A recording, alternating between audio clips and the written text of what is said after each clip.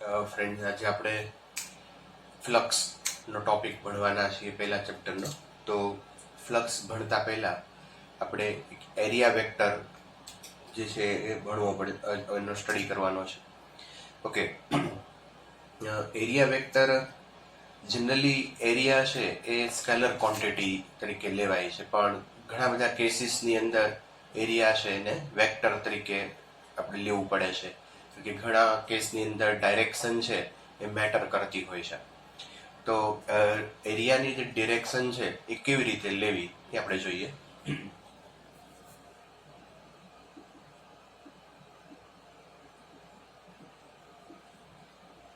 Okay, area vector હંમેશા normal to a surface, એની જે surface છે એને પરપેન્ડિક્યુલર લેવામાં આવે છે.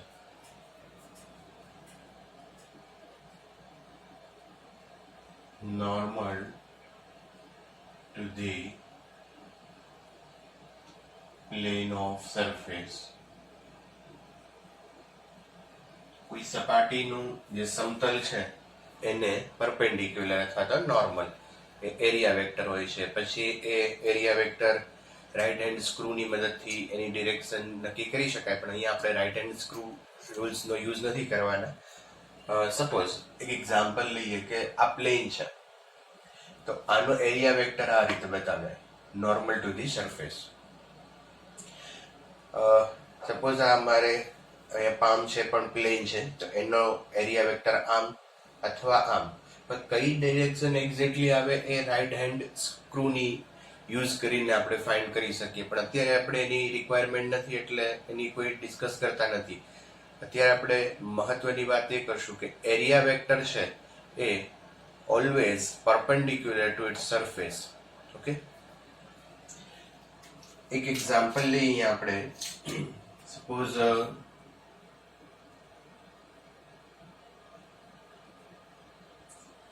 in xyz કોર્ડિનેટ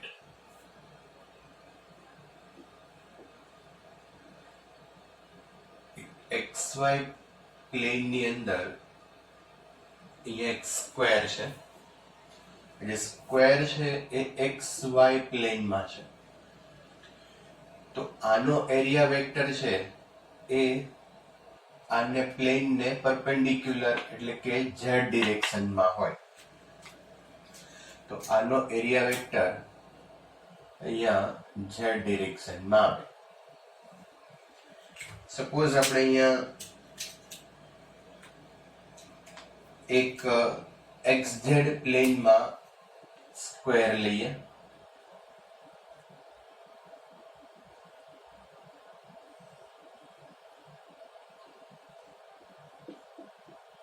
તો XZ પ્લેન એટલે આમ x અને આમ એટલે આ ડિરેક્શનમાં છે, તો એનો area vector perpendicular to the surface એટલે એનો એરિયા વેક્ટર આવશે XZ છે એટલે y ડિરેક્શનમાં આવશે.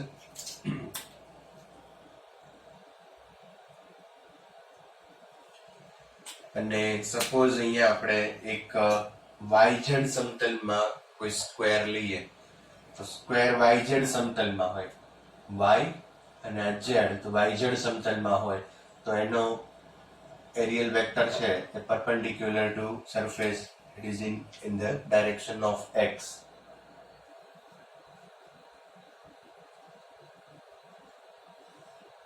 તો આ YZ પ્લેન છે, તો આનો એરિયલ વેક્ટર છે એ આ ડિરેક્શનમાં હશે. ઓકે, તો સિમ્પલ અહીંયા કોઈ પ્લેન હોય તો એનો areal vector always perpendicular to its surface. Suppose અહીંયા કોઈ સ્ફિયર છે, તો રેડિયસ r. આ સ્ફિયર 3 ડાયમેન્શનલ છે. આ સ્ફિયરની જે પરની સરફેસ છે એ સરફેસ માટે હું અહીંયા કોઈ સરફેસ અહીંયા આનો એરિયલ વેક્ટર બતાવીએ આ સરફેસ માટે, તો એ પણ એને પરપેન્ડિક્યુલર ટુ પ્લેન હશે. એ જ રીતે અહીંયા તમે આનો અહીંયા આ સરફેસ ઉપર જો એરિયલ વેક્ટર બતાવો તો એ પણ એને પરપેન્ડિક્યુલર હશે. તો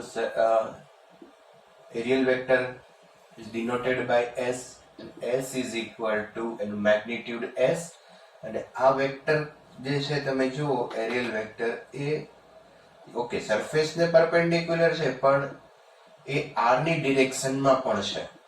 કોઈ પણ જગ્યાએ આ રીતે તમે કોઈ સ્મોલ એલિમેન્ટ લ્યો તો એ એલિમેન્ટ માટે એનો સરફેસ ને પરપેન્ડિક્યુલર એટલે કે એરિયલ વેક્ટર છે એ હંમેશા r રેડિયલ અથવા તો r ની લાઈનમાં હશે.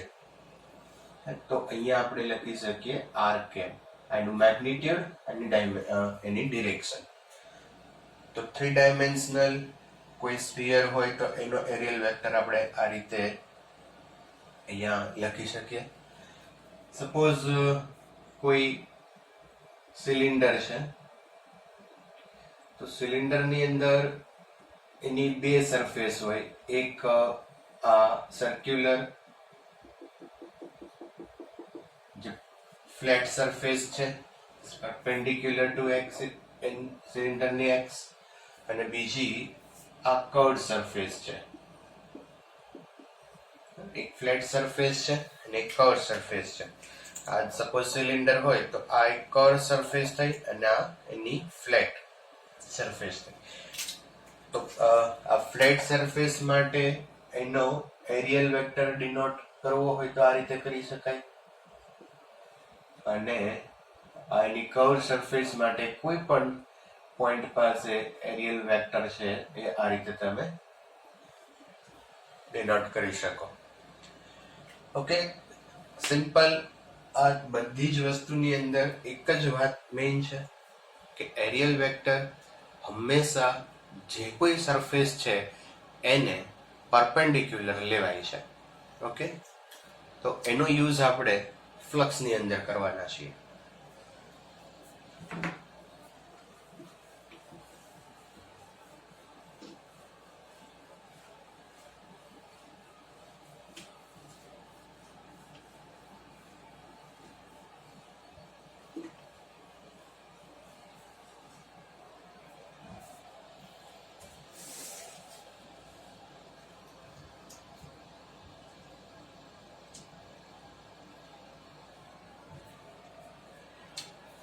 Okay, electric flux.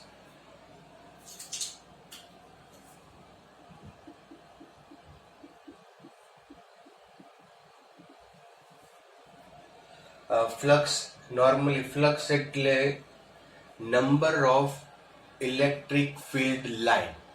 Simple. Flux means number of electric field line passing through any surface area. A number of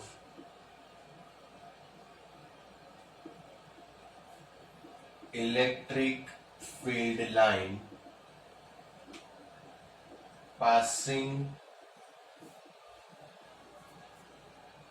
through a surface is called electric flux.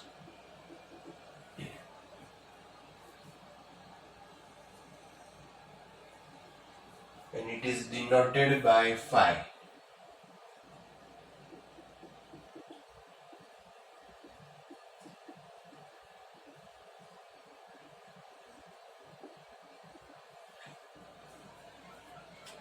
Okay, હવે અહીંયા બહુ સિમ્પલ મેં તમને એક વાત કરી કે flux that is number of electric field line passing through any surface.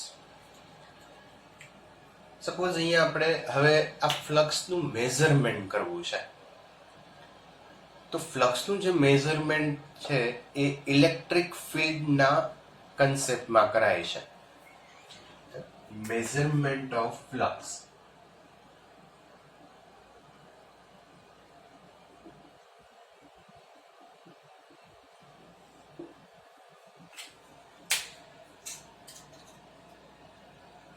It is measure in terms of electric field?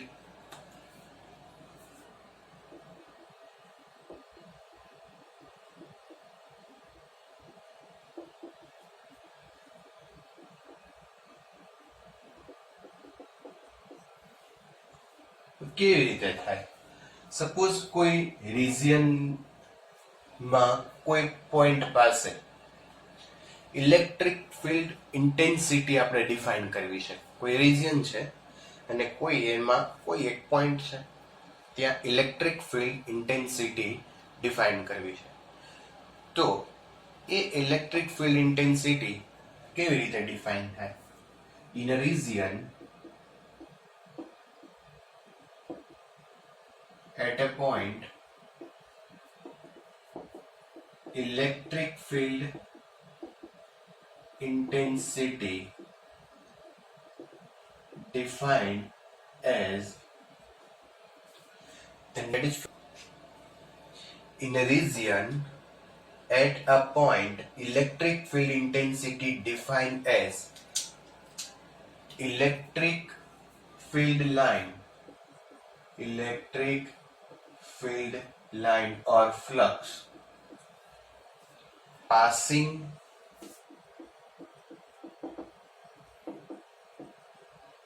through a unit normal area.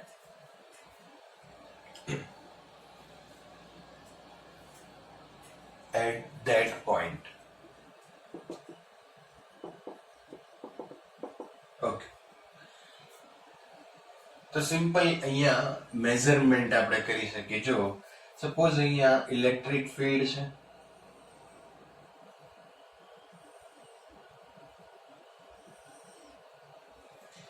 Electric field, આ ઇલેક્ટ્રિક ફિલ્ડમાં હું અહીંયા પ્લેન લઉં perpendicular to the electric field line.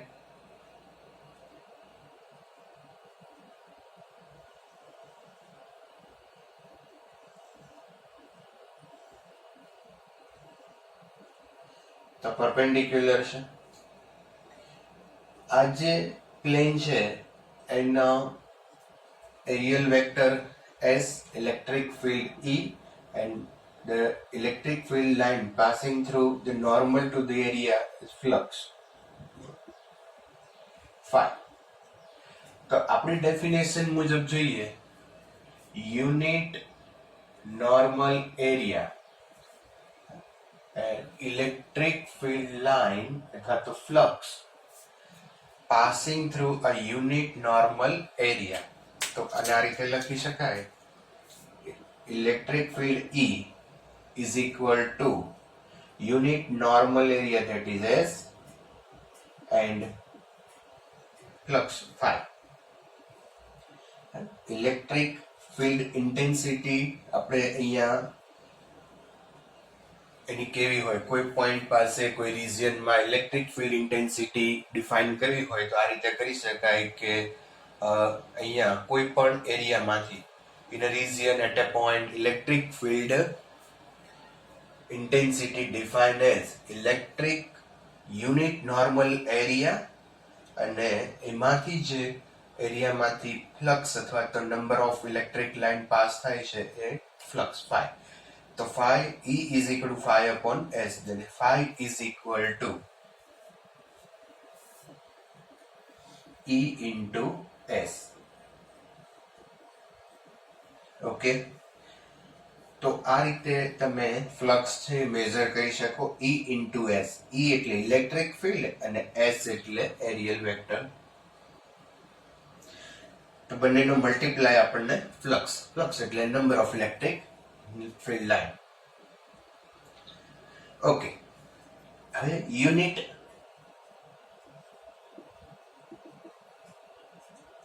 NC-1 surface area meter square, and second unit volt Vm-1 or meter square, it is volt into meter.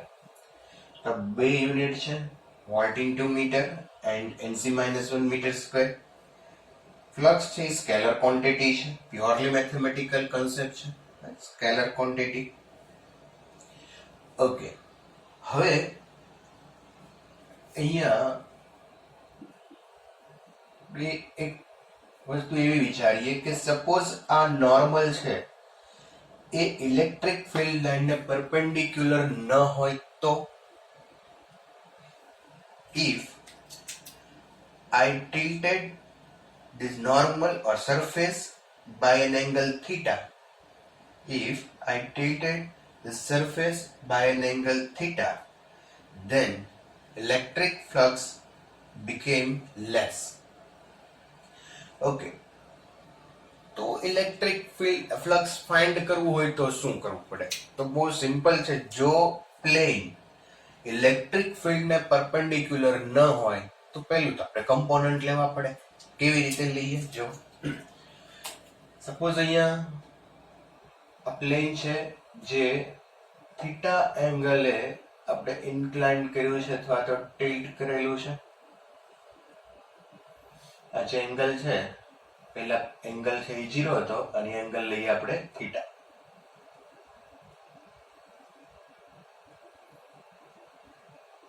Okay, તો હવે અહીંયા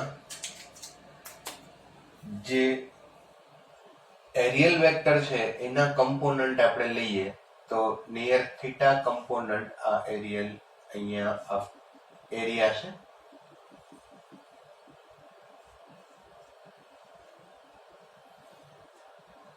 તો થીટાની જે નિયર કમ્પોનન્ટ છે એ s cos થીટા અને far component, આ component લીધા એક પરપેન્ડિક્યુલર અને બીજો parallel, s sin theta. Horizontal અને પરપેન્ડિક્યુલર બે કમ્પોનન્ટ લીધા. હું ઇલેક્ટ્રિક ફિલ્ડ લાઇન ડ્રો કરું, તમે સમજો કે ઇલેક્ટ્રિક ફિલ્ડ લાઇન એ કયા કમ્પોનન્ટમાંથી પાસ થાય છે, s cos થીટા કમ્પોનન્ટમાંથી કે s sin થીટામાંથી. જે રીતે અહીંયા ઇલેક્ટ્રિક ફિલ્ડ લાઇન હતી એ જ રીતે અહીંયા ડ્રો કરીશ. તો અહીંયા ઇલેક્ટ્રિક ફિલ્ડ લાઇન છે એ જે પહેલા પાસ થતી તેની કરતા કંઈક ઓછી પાસ થશે.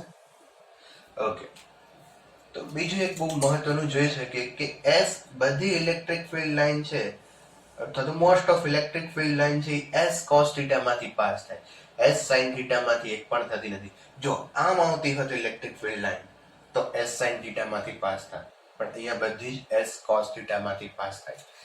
તો અહીંયા એવું લખી શકાય કે s sin થીટા સાથે જે ફ્લક્સ સંકળાયેલું છે એ 0 હશે. Flux for s sin theta is equal to 0 and flux for s cos theta is equal to phi, or phi is equal to, we can write s cos theta is equal to phi. તો જ્યારે કોઈ plane electric ફિલ્ડને perpendicular ન હોય ત્યારે flux measure કરવા માટે આપણે કમ્પોનન્ટ લેવો પડે છે, અને કમ્પોનન્ટ છે એનો s cos કમ્પોનન્ટ આવશે. અચ્છા, where the theta is angle between E and S. Okay,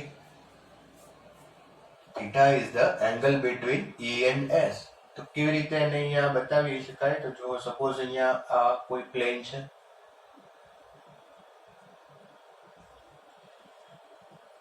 electric field line in this direction and the area vector is always perpendicular to the plane S, and the angle theta is between E and S. Okay, vectorically we can write phi is equal to E dot S. This is the dot product. Answer is scalar. This both are vector and the answer is scalar, the dot product. E S cos theta. Okay, તો flux that is number of electric line, and the measurement of flux formula is phi is equal to Es, but in general Es cos theta. જો plane perpendicular હોય તો આનો aerial vector છે એ E અને S વચ્ચેનો angle theta થઈ જાય, અને થીટા ઇઝ ઇક્વલ ટુ 0 મૂકો તો cos 0 is equal to 1, that is Es. તો ફ્લક્સ આપણને મળશે E into S. તો આ જનરલ ફોર્મ્યુલા છે, આ યાદ રાખવાની જરૂર નથી, આ યાદ રખાય. કોઈ પણ સરફેસ માટે એ સરફેસ ઇલેક્ટ્રિક ફિલ્ડ લાઇનને પરપેન્ડિક્યુલર હોય કે કોઈ એંગલ હોય તો આપણે ફોર્મ્યુલા છે એ યુઝ કરી શકીએ. E S cos theta, where theta is the angle between E and S. Okay, હવે ફ્લક્સ છે એ પોઝિટિવ પણ હોઈ શકે અને નેગેટિવ પણ હોઈ શકે. તો કયા સર્કમસ્ટેન્સીસ ની અંદર તમે ફ્લક્સ છે એને પોઝિટિવ લેશો અને ક્યારે એને નેગેટિવ લેશો? Okay, let's see.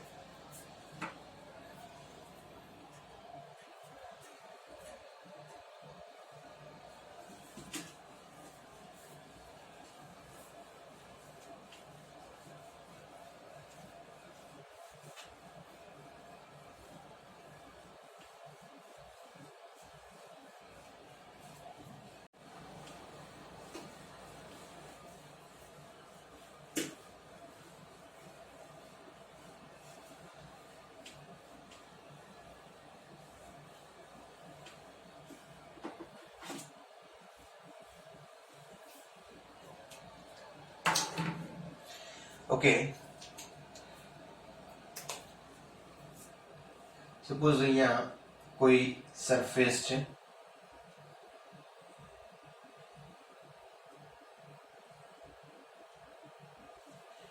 સરફેસ 1 અને આ સરફેસ 2.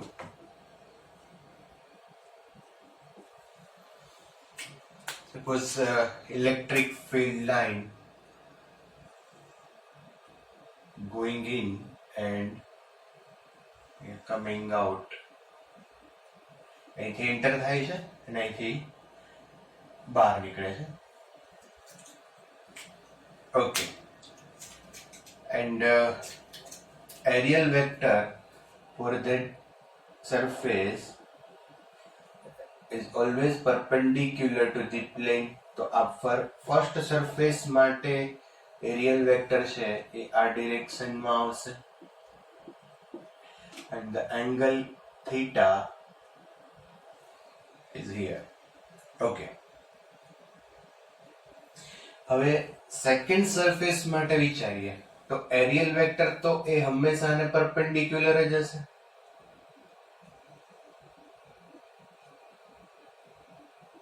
S થીટા તમે અહીંયા જોશો E અને S વચ્ચેનો, તો આ એંગલ આવશે theta, where theta is greater than 90 and here theta less than 90. So for surface 1,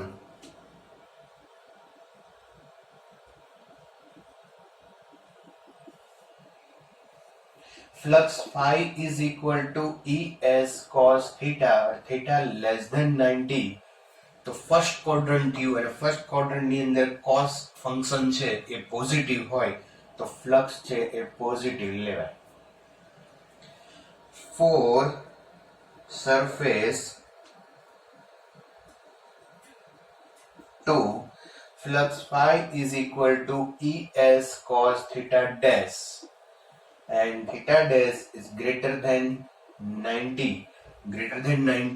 but 11 less than 180, તો greater than 90 એટલે સેકન્ડ ક્વોડ્રન્ટ યુ અને સેકન્ડ ક્વોડ્રન્ટ ની અંદર જે cos ફંક્શન છે એ નેગેટિવ છે તો અહીંયા નેગેટિવ લેવાશે. ઓકે, સિમ્પલ આને શું યાદ રાખશું આપણે કે જે ફ્લક્સ કોઈ સરફેસ માંથી બહાર નીકળે છે, કમિંગ આઉટ, તો એ ફ્લક્સ આપણે પોઝિટિવ લેશું. કોઈ સરફેસ માંથી ફ્લક્સ બહાર આવે છે તો એ પોઝિટિવ લેશું, અને કોઈ અંદર એન્ટર થાય છે ગોઈંગ ઇન તો એ ફ્લક્સ નેગેટિવ લેશું. જે ફ્લક્સ બહાર આવે છે પોઝિટિવ લેવાય, જે એન્ટર થાય છે એ નેગેટિવ લેવાય. તો ખાસ યાદ રાખશું. આ યાદ રાખવા કરતા આ વધારે ઈઝી પડશે. કોઈ સરફેસ કે કોઈ સ્ફિયર હોય કે કોઈ બી થિંગ્સ હોય એની અંદર કોઈ flux electric field line enter થતી હોય તો એન્ટર થતું ફ્લક્સ એ નેગેટિવ હશે અને આઉટ થતું ફ્લક્સ છે એ પોઝિટિવ હશે. ઓકે, હવે આ ફ્લક્સના એક એક્ઝામ્પલ લઈએ આપણે.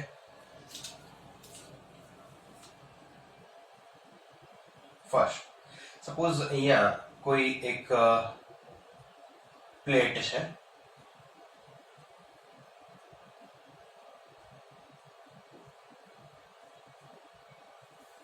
okay, and this plate is in the uniform electric field. Suppose electric field line passing through the plate, and you can see the perpendicular to the plate. Then find the flux. Find the flux of that plate. The flux phi is equal to E into S. E electric field and S is the area, and the radius of this plate is R, then area pi R square. So simple, આ plate સાથે જે સંકળાયેલું flux છે એ E into pi R square હશે. Okay, એક example બીજું લઈએ. Suppose અહીંયા કોઈ સ્ફિયર છે 3D, an electric line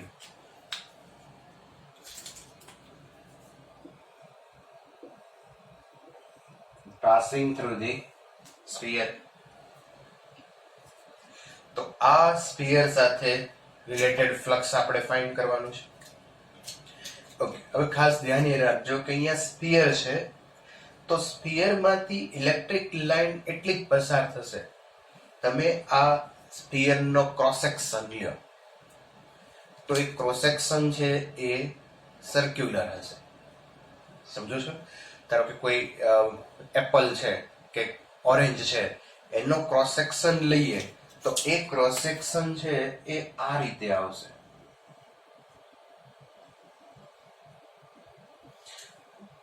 તો એટલી જ ફીલ્ડ લાઈન એમાંથી પાસ થશે, પરપેન્ડિક્યુલર હશે. એટલે બહુ ટ્રિકી એક્ઝામ્પલ છે કે આની સાથે આ સ્ફિયર સાથે સંકળાયેલું ફ્લક્સ ફાઇન્ડ કરવું હોય તો એ પણ E into S, E into pi R square. R square, that is the radius of the sphere or circle. Circular disc, તમે આનો ક્રોસ સેક્શન લ્યો એટલે સર્ક્યુલર ડિસ્ક આવશે ને એટલી જ આ લાઈન છે એ પરપેન્ડિક્યુલર હશે અને એ જ લાઈન એમાંથી પાસ થશે એટલે E into pi R square. Okay, તો ફ્લક્સ પોઝિટિવ નેગેટિવ ક્યારે લેવું અને કેવી રીતે ફ્લક્સ ફાઇન્ડ કરવું, હજુ ઘણા બધા એક્ઝામ્પલ આના લઈશું આપણે. પણ જે એન્ટર થતું ફ્લક્સ છે એ નેગેટિવ લેશું અને આઉટ થતું ફ્લક્સ છે એ પ્લસ લેશું. તો થોડું આ યાદ રાખશો. ચાલો, નેક્સ્ટ પ્રોબ્લેમ છે electric flux in A non uniform electric field. Okay, non uniform electric field ની અંદર હવે ફ્લક્સ ને મેઝર કરવું છે. અત્યાર સુધી જે આપણે કામ કર્યું એ યુનિફોર્મ ઇલેક્ટ્રિક ફિલ્ડ હતું. તો અહીંયા સપોઝ કોઈ આપણે પ્લેન લઈએ અને ઇલેક્ટ્રિક ફિલ્ડ છે એ કે કોઈ ઇલેક્ટ્રિક ફિલ્ડ લાઇન આ રીતે એમાંથી પાસ થાય છે. તો અહીંયા તમે જોઈ શકો કે ઇલેક્ટ્રિક ફિલ્ડ નોન યુનિફોર્મ છે.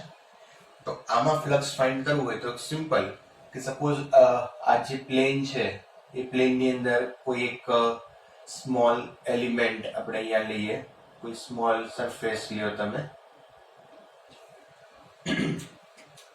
અને આ સરફેસ માટે ઇલેક્ટ્રિક ફિલ્ડ છે એ આ ડિરેક્શનમાં છે અને areal vector for this surface S or ds,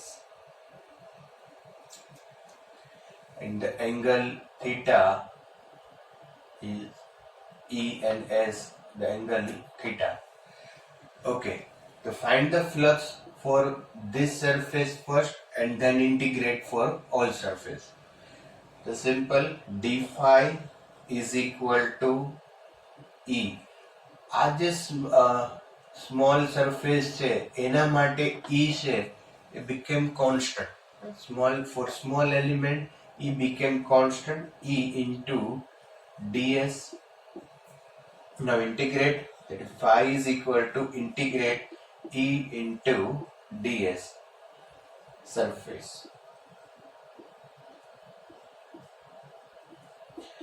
integration છે ત્યાં સરફેસ ઉપર આપણે કરશું તો ફ્લક્સ જ્યારે ઇલેક્ટ્રિક ફિલ્ડ યુનિફોર્મ ન હોય તો you can find electric field with the help of this formula phi is equal to integration E dot ds.